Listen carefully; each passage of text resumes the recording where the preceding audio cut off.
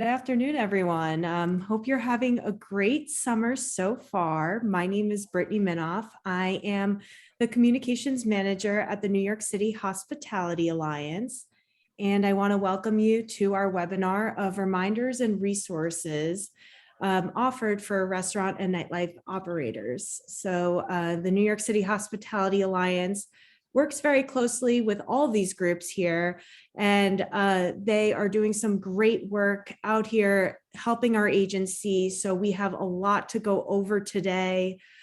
So in case you miss something or you forget, the Alliance is always happy to direct you to these agencies or to the appropriate individual for whatever issue you may come across or any sort of questions that you may have. But if you come across a question during the presentation, or you came prepared with a question, you may use the Q&A function at the bottom of your screen, and we'll try to get to everyone's questions. So we have a great group of speakers coming up, but before I introduce Ariel, I want to thank our co-hosts, the New York City Small Business Services, New York City Food and Beverage Industry Partnership, New York City Office of Nightlife, North Brooklyn Chamber of Commerce, and Brooklyn Allied Bars and Restaurants. So let's kick it off with our amazing nightlife mayor, Ariel Palitz, who is the Senior Executive Director of the New York City Office of Nightlife at the Mayor's Office of Media and Entertainment. Ariel, the floor is yours. Thank you for that mouthful, Brittany. I appreciate it very much. And it feels good to be back on Zoom with all of our industry partners in the industry. It's been a minute, and I think it's really great timing to be able to have this reminder really about what we're all here doing and what we provide for the industry, so that you know in advance, and maybe even reactively, depending on the situation. So for those who may not know, the Office of Nightlife is a non-enforcement liaison between the nightlife industry and the city. And we have been in office now 4.5 years. And we really are here to service the owners, the operators, workers, performers, as well as to help resolve issues with residents, between residents and venues. I'll really go through them relatively quickly. We sort of have a MASH, MEND, MARCH approach. We really love acronyms. The first one that I'll share is our MASH program, which is Multi-Agency Support for Hospitality. Many of you may not know that if you are dealing with a city or even state agency regarding permitting or a summons or licensing, and you're getting stuck in the process, you can't reach someone, there's a delay, things are taking longer than anticipated. There might have even been some sort of issue like a fire, and you want to get a DOB inspection to get back open, and you don't know where to turn, or you're not getting a response from the agencies. You can call the Office of Nightlife, and we will help to navigate you personally through that bureaucratic process to get you the answers that you need and the results you're looking for as soon as possible. Another program that the Office of Nightlife offers is the MEND program. It stands for Mediating Establishment Neighborhood Disputes. This we do in partnership with our sister agency at Oath and their Center for Creative Conflict Resolution.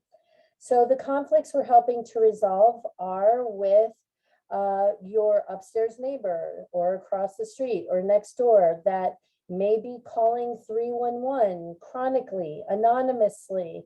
It may be triggering enforcement. You may believe that these are unsubstantiated complaints, or maybe they are substantiated complaints. The MEND program provides you with the opportunity to meet directly via Zoom and perhaps now even in person, to sit down and have direct communication and compromise and to rebuild the relationship, to get the complaints out of the 311 system, to stop triggering enforcement and help to give you the information you actually need to make improvements if necessary. Is the sound in the front? Is it in the back? Is it bass? Is it volume? And we find that this is really helping to remove the enforcement aspect out of quality of life issues that can be resolved. It can also help to identify potential complainants that have unsubstantiated complaints against your venue that can help arm you with the evidence you need when dealing with the community board or the police or the state liquor authority to show the efforts you've made to help resolve the issue. Another thing that many people might not know is historically there have been march operations conducted by the police and joined by other city and state agencies. It stands for Multi-Agency Response to Community Hotspots. Some people may have experienced midnight operations where multiple agencies come into the venue and do a multi-agency inspection as a result of what might have been a fight or chronic calls or thefts, things of that nature. In the past, there have been no warning systems in place and no direct methods to be able to respond in advance of a march operation and to even try to avoid one through cooperation and resolving of the conditions. So there is now a 30-day letter of notification that you might receive from the police letting you know that you may be subject to a march operation within 30 days. This is great progress. Again, in the past, there have not been these warning letters. On that letter, there is the number of the local precinct, but there's also a direction to call the Office of Nightlife directly so that we can also help to mediate and to communicate with the precinct to help resolve the issues and again, potentially avoid the march. So if you get the letter, it definitely is an attention getter, but hopefully it is getting your attention and you're calling us and we can help you to resolve the issue. Quickly, again, you may also know that there is a Narcan and fentanyl overdose crisis in New York. We're working with the Department of Health with our Narcan Behind Every Bar campaign. You can go to our website to find out when we're doing webinars for Narcan training to receive also free kits. But there's also a link on our website. Hopefully we are putting them into the chat. I will put them in the chat where you can go to the Department of Health and find out when they are hosting them, when they're not nightlife specific, and still be able to get the training as well as the free kits so that we have Narcan behind every bar, much like a CPR kit, without stigma and without fear of enforcement. This is condoned and legal in order to help save a life. There's also increasing concerns around monkeypox, working together with the Department of Health. You can also go on their website. We will put their link into the chat so that you have all the latest information on responsibilities and ways to avoid and protect. And more information will be coming very soon on that as well. And then finally, the Office of Nightlife did release our recommendation, our inaugural recommendation report 2 years ago with 23 recommendations on how to stabilize the industry. We recently came out with a status report on those recommendations. There is progress being made. You may have heard about removing dancing text out of the zoning law, which would make dancing less prohibitive in New York City. And we're also currently working on community board reform, applications, resolutions, and processes. And I think that would be good news for everyone. And we'll be probably reaching out soon to be able to get feedback and support. And then I just recommend, if you're not already receiving our newsletter or following us on social, please do, because as we all know, information and guidance changes and is received every day, and we're out here trying to get it to you. So at NYC Nightlife Gov or nyc.gov/nightlife to sign up for the newsletter. And that's it for me. Thank you so much.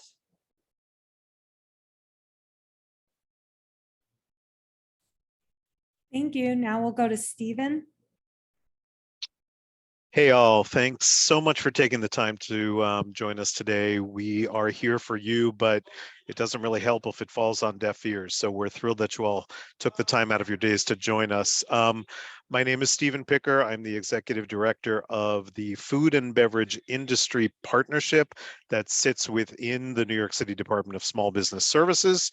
Primarily, we act as a front door to both SBS resources and general ways the city supports the food and beverage businesses citywide.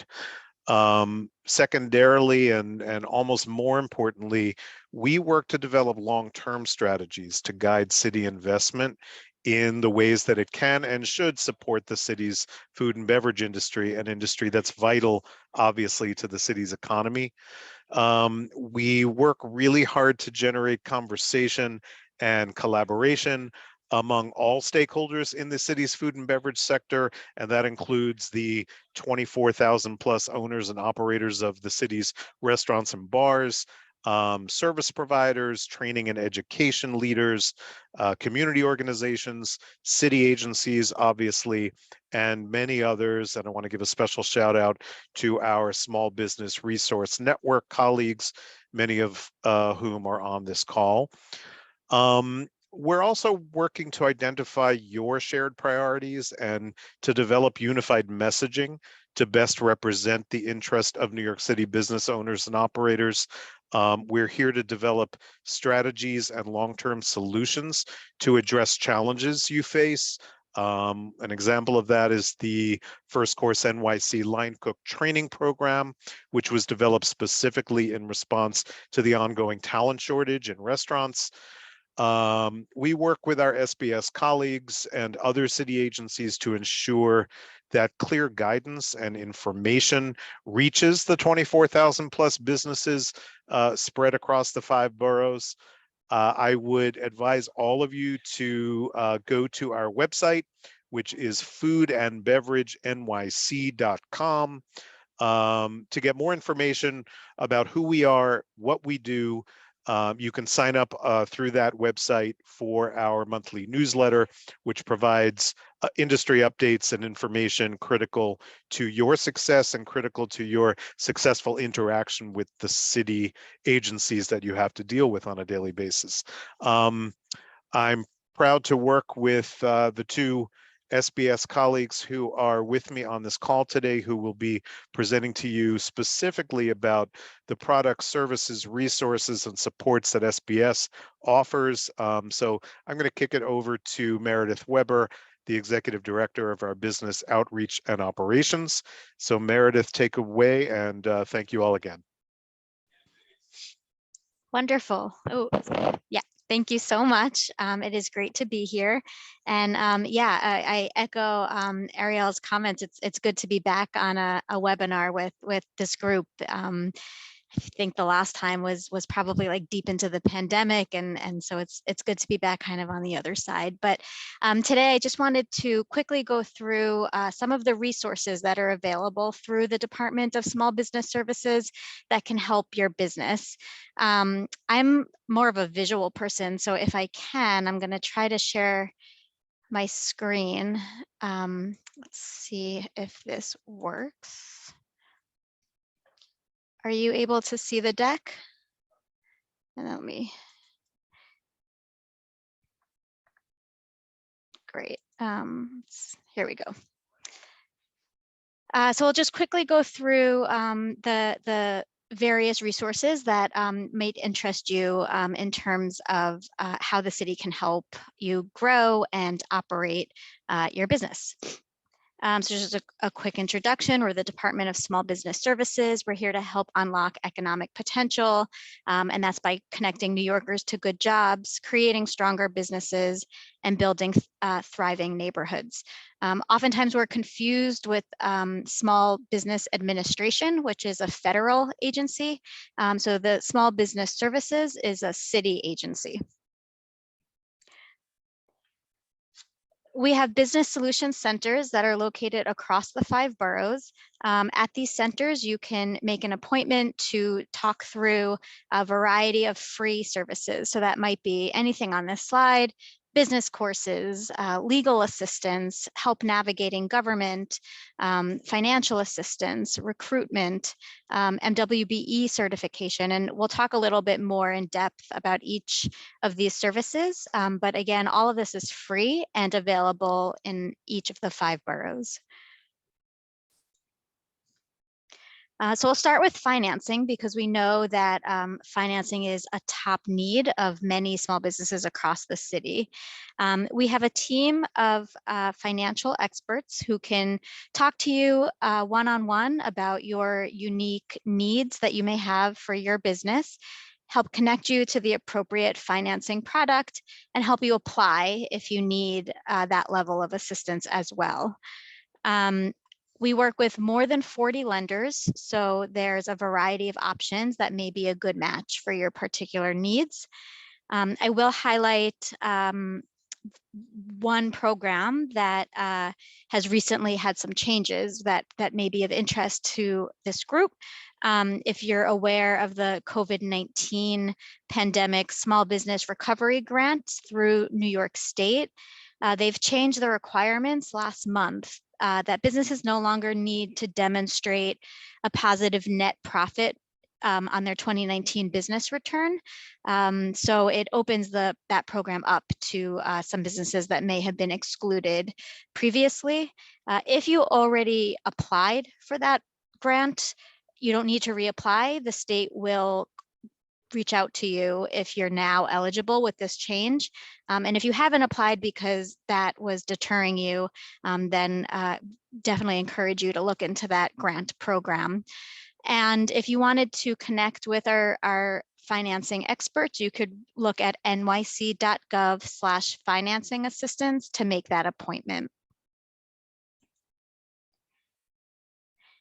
I have my colleague Michael Fong on the line, who is here and ready to answer any questions you might have about licensing and permits and inspections. Our NYC Business Quick Start helps business owners navigate the maze of city agencies that exist in order to start or operate your business. And Michael's team, many of them, if not all, previously were inspectors, and now they are on the SBS side. We are not a regulatory agency. We do not report any of our work or findings to the regulatory agencies. This is a group of previous inspectors who are now just available to help. They will come, set up an appointment, walk you through anything that an inspector might find and ding you on, and they'll let you know ahead of time so you can prepare before that happens. And for more information on this program, you can look at nyc.gov/quickstart. Our commercial lease assistance program provides free legal services to help advise whether you're signing a new commercial lease, if you're having an issue within your current lease or with your landlord. This program will help mediate with the landlord and also help you navigate any commercial lease issues that you may be having. And again, the website here is nyc.gov/com lease.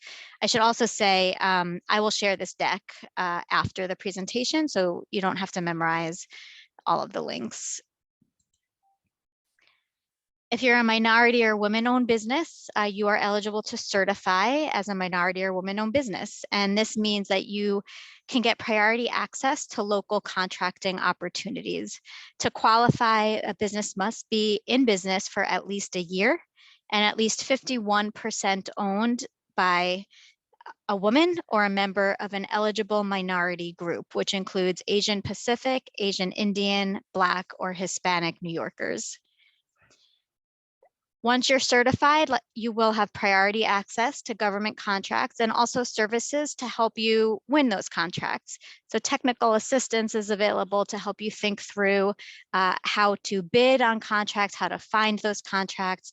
There's mentorship programs and other programs to help support your business so that you can win some of those government contracts.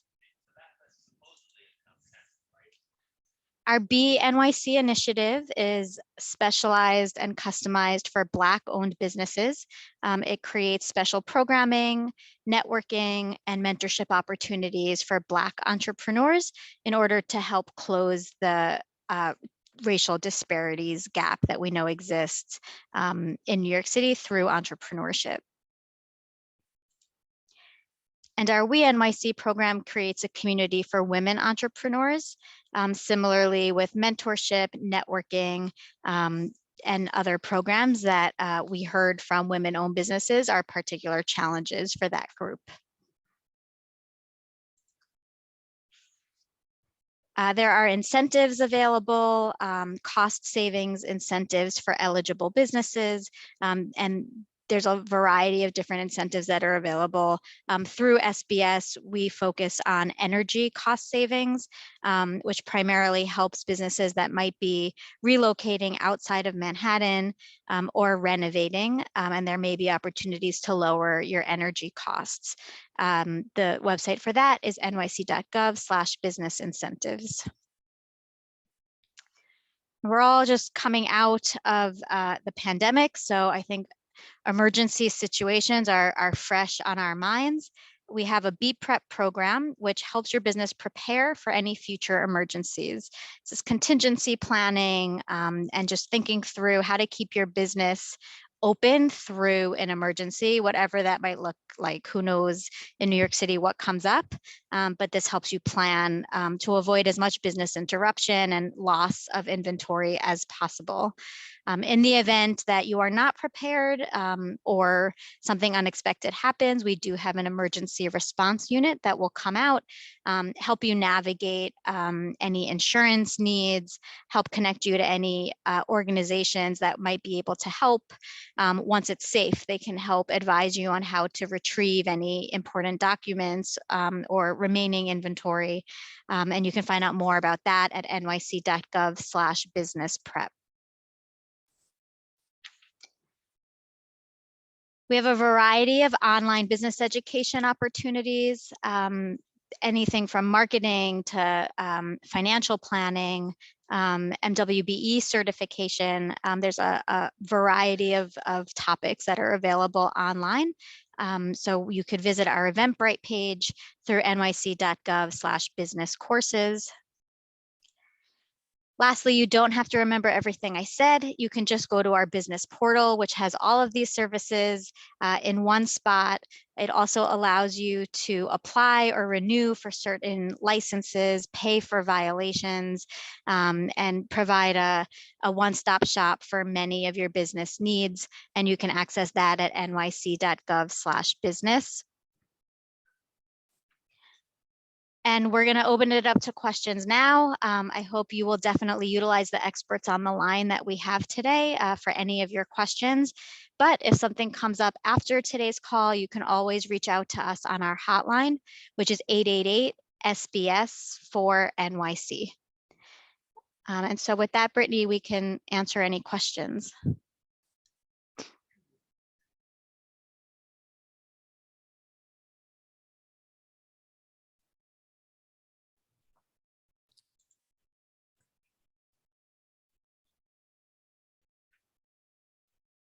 Okay, so it looks like, yes, so we will share a copy of the deck after the meeting. Gerard, you asked about the New York State grant. So because that's a state grant, we would direct you to the state for more information, but you can reach out to our NYC Business Solutions Center, and they can also provide a lot more information on the grant and how to apply. So I'd encourage you to start there, and you can reach them again at nyc.gov/financing assistance.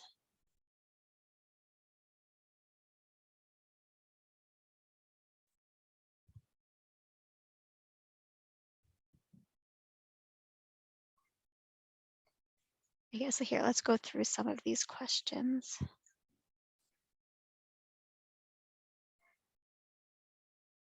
Stephen, you may be able to help with this one. The city gave a one-time no liquor tax to restaurants and bars. Can these groups advocate for the state liquor authority to waive one of the 2 years since most of us could not use the liquor license during COVID? I would support your advocating to the state at any time in any way. We believe similarly that many of you were unable to use your licenses to full advantage during that time, and understand we advocate to the state through state legislative affairs internally, but all advocacy on your part actually holds much greater weight. So absolutely support that.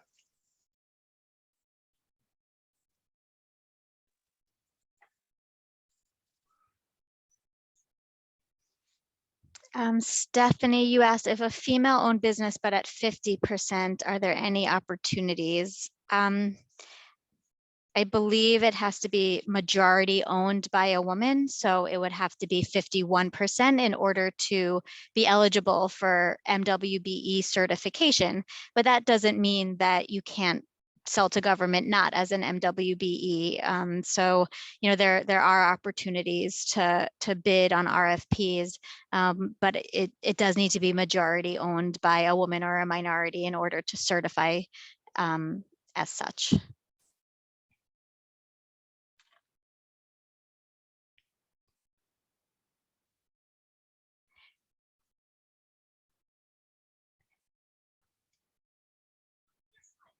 Okay, Gerard, I'll contact you, or maybe Michael, if you're able to just read, if you want to private message Gerard Riley, it looks like he may have a specific question and looking for a contact other than the hotline. So we could see how we could help there.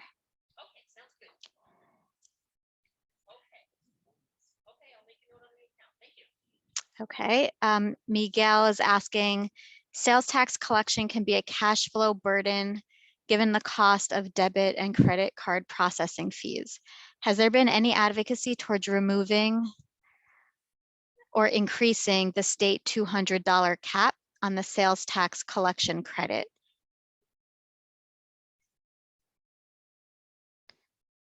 Ariel or Stephen, do you know about that? I do not have the answer, but I can dig and get it. Ariel, do you know more? I have not heard specifically about any of this advocacy for this particular issue, but as Stephen had said in the previous answer, that really it's the voice of the industry that tends to move the needle. And what I have learned in the case of other issues that we've tried to collectively get movement on is that really sometimes the best thing to do is to even email one of us, me or Stephen's office, and then we're able to take that ball and say, what we're hearing is, what we're hearing from the industry. It's the strongest words and the most powerful tool that we have to be able to advocate for you, is for you to reach out to say, this is upsetting me, this is why, this is the change I want to see. And then we're able to take that to where decisions are being made and contemplated, and let them know what we're hearing.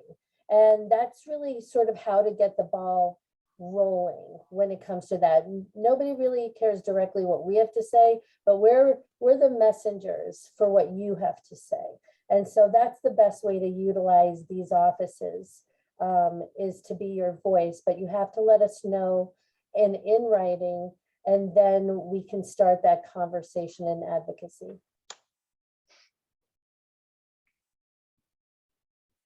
Thanks, Ariel. Let's see what else. Mayor Adams is trying to push garbage on the curb to 8 p.m. Our cafe is closed at that time. Is anyone doing advocacy to push back on this? I have the same answer there. I see you're anonymous, but I would recommend, we dropped an email address in here, and just email us specifically why you think it's not a good idea, what are the challenges, and what are some potential alternative ideas that you have. Because again, when we're in these meetings, it's so much easier and so much more effective to point to real examples as to why this might not be the greatest idea, and to provide alternative solutions.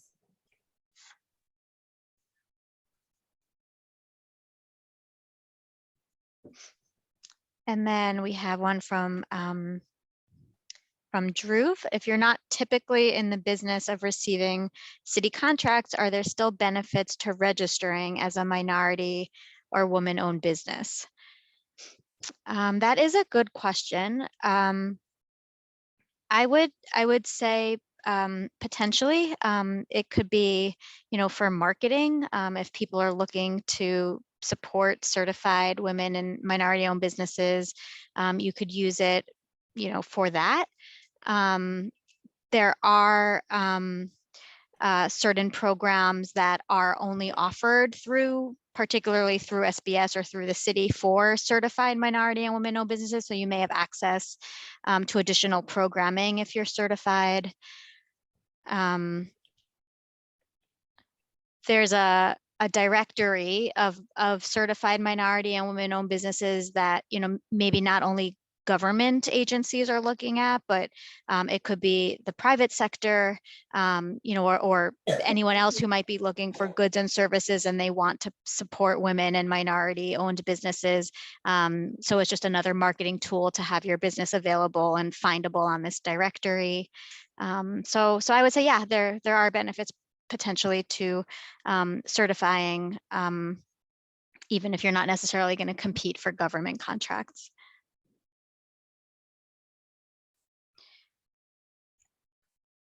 Stephanie, it looks like Stephanie just wants to share, which I think is very helpful for this group to hear, just some issues that she's experiencing, along with many other businesses, that the Con Ed bills continues to double and insurance premiums continue to increase. I don't know if anyone wants to respond to that, but sorry, I had to step away for a moment, but Stephanie, if you reach out to the Alliance, we do offer, energy savings programs and insurance programs. So feel free to reach out to the Alliance and we'd be happy to share more information about that. Awesome. Thanks, Brittany. Jose from my office dropped some knowledge here regarding the trash. He says that it appears as though there's a carve out for businesses to place trash on the curb 1 hour before closing, and that the rules are still being drafted currently. So I think there is some awareness as to the conflict for businesses that are not open that way. Awesome. Thank you, Jose. That's super helpful.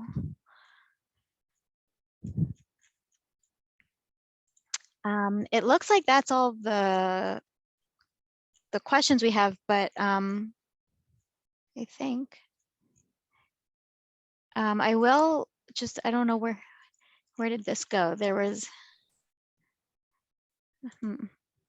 oh yeah, there's some nice comments. So I feel like let's share those too, because it doesn't always have to be, hardships, but a sincere thank you to all for the time and information. Your support is greatly appreciated during such challenging times. So thank you, Gerard, for that message. It is always nice to hear, some positive feedback. So thank you for sharing that. And Stephanie, also thank you for your comments.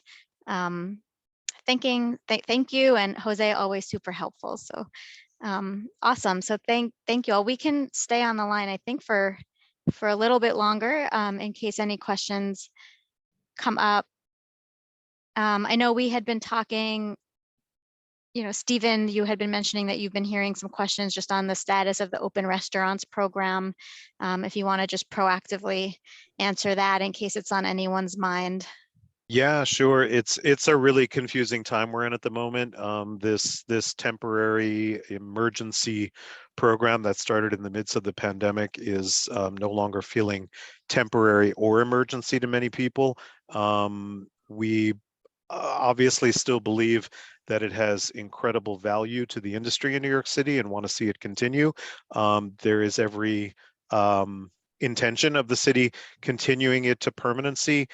We are facing currently a lawsuit, and I believe a second one that just came this morning against the city's process in determining what was needed for a permanent program. We are still in a bit of a holding pattern, waiting to see whether we will be heard in court in September. The appeal that the city put in, whether that will be heard and decided in September or not. But all that to say that we're in a bit of a netherworld, and we advise any businesses that are currently participating in the temporary open restaurants program as it stands today to realize that the program will remain as it is now for the somewhat foreseeable future. I would feel safe in saying at least until the middle of 2023, meaning that I would advise everyone to go back and look at all of the guidelines, which have pretty much remained the same for quite some time now. Make sure that you are in compliance. You certainly don't need to deal with the hassle or the expense of dealing with a non-compliance violation from DOT or any other city agencies. So make sure you're in compliance. Make sure whatever alterations or upgrades you want to make to your outdoor structures are in compliance. And as soon we're working with DOT and others, and as soon as we have more structured guidance for what the permanent program will and will not allow, we will be right at the front of that freight train, making sure that you all understand exactly what's going to be allowed and what's not. But until that time, we just advise everyone to refresh their understanding of what is currently allowed. Thanks, Stephen. Mm-hmm. We did get one more question. Does the Office of Nightlife offer assistance in getting the SLA to communicate with licensees regarding pending applications? The 24 to 26 week processing timeframe is unbelievable, and no communication with the licensee during this time is as well. I'm happy to say that we do have a line of communication with the State Liquor Authority.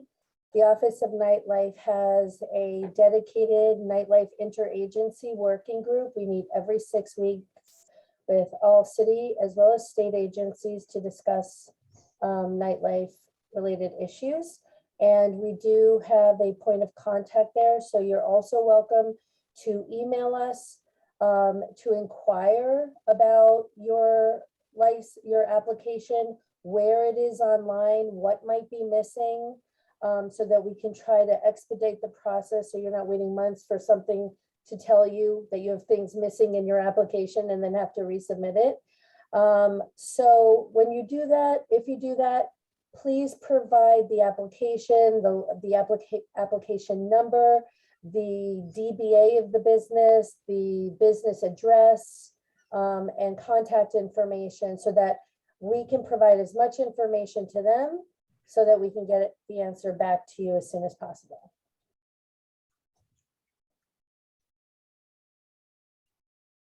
Thank you, Ariel.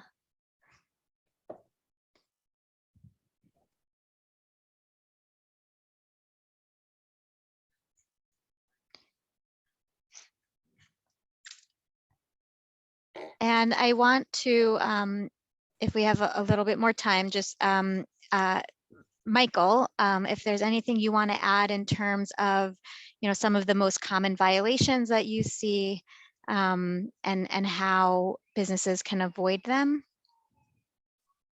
Sure. Good afternoon, everyone. Thank you, Mary, for the introduction, and also want to say great shout out to Hospitality Alliance for setting up this event. I am Director of Compliance and Growth, and I oversee a team of compliance advisors who were former inspectors, who were also cross-trained from various regulatory agencies. So in terms of the most common violations that we come across, a lot has to do with restaurants, health department violations, followed by fire department. And also during pandemic, we also come across questions with the open restaurant program. And I know that our team from the agencies, Stephen and Mary, we've been working together with different restaurant participant to help answer some of these questions. So we're free, and we're the educator. We are not the enforcer. We're going to use our knowledge to empower restaurant owners as well as other businesses to understand the rules and regulations. So if you have any questions, I will leave my contact information in the chat, and I'll be more than happy to answer any questions. Thank you. Thank you, Michael. It looks like we have inspired. Oh, Yeah, Ariel, there did you was want to? another question in the chat that came Yeah. up, so go ahead. Do you also provide assistance for businesses looking to acquire conditional adult use dispensary licenses for cannabis products, or would people need to go to the state instead? So the state is driving all of those cannabis efforts, but SBS will be providing some technical assistance to help businesses interested in whether it's growing or retail for cannabis. And so there's more to come on that. If you go to our website, nyc.gov/SBS, you could sign up for our mailing list, and we will be in touch once those programs are up and running, that will be available to help with any applications or technical assistance, just to understand how to navigate that new world of cannabis related business. And then we have any word on another round of tax credits. I think the employee retention tax credit was very helpful.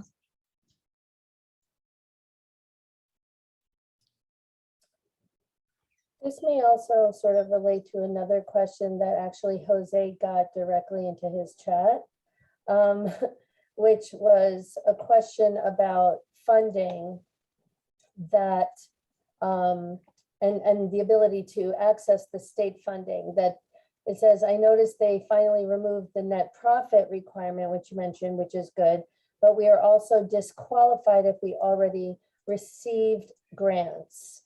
Sorry, emails keep popping up, but we were also disqualified if we already received federal grants. Those grants have been spent. We are currently in the process of submitting audits for those grants, and the idle loan repayment is looming, yet nightlife businesses are still operating at a loss, having to navigate COVID, pay out of pocket for testing supplies and PPE for our staff. If those funds are available, we should still have access to them regardless of what grants we receive to cover 2020 losses.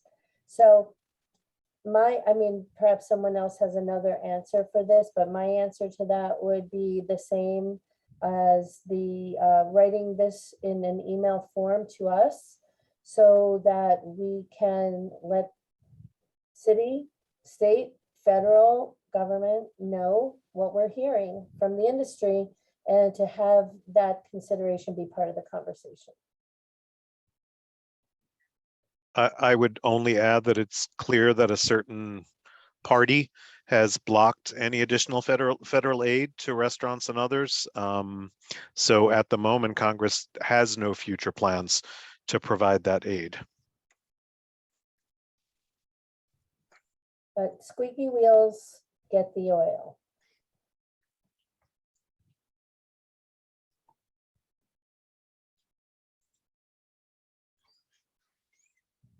Michael, a question for you. If someone gets a cease and desist for their outdoor area, would the Quick Start program be appropriate to contact at that time, or would it be too late at that point?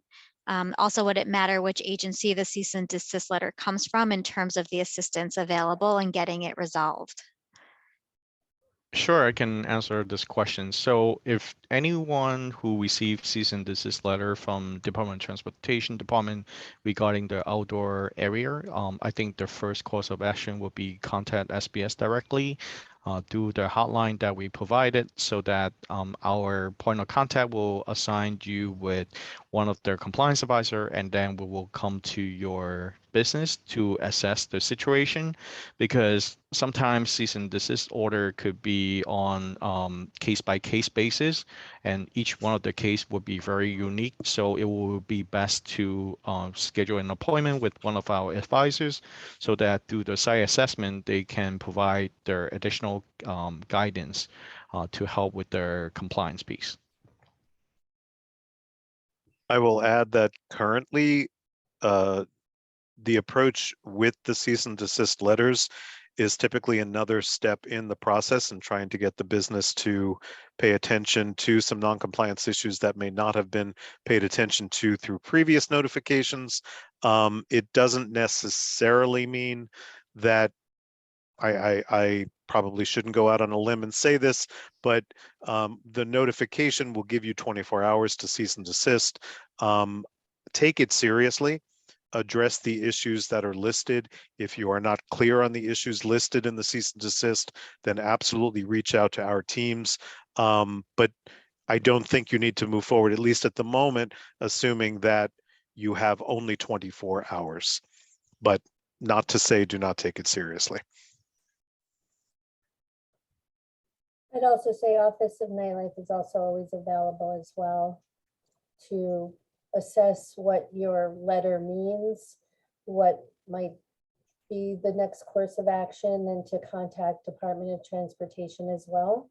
You know, so we're all sort of here, sort of equally doing, you know, finding different ways into different agencies to find. So there's multiple ways to be able to get answers that you need. They have a bigger staff.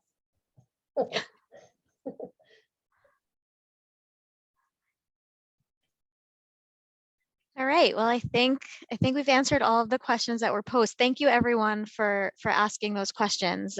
You were probably not the only ones with the questions, so it is helpful for everybody to be able to hear the answers. And I'll turn it back to you, Brittany, to close up. All right. I'm having some video issues, but just wanted to say thank you to all of you for joining us, and Mary, Stephen, Michael, Ariel, thank you guys so much. And as always, feel free to reach out to any of us if you ever have any issues. We're all here to help to build a successful, strong industry. So we hope you enjoy the rest of your day, and we will be in touch. Thanks. Thanks, Thank everyone. you. Bye. Bye-bye. Bye. To everyone.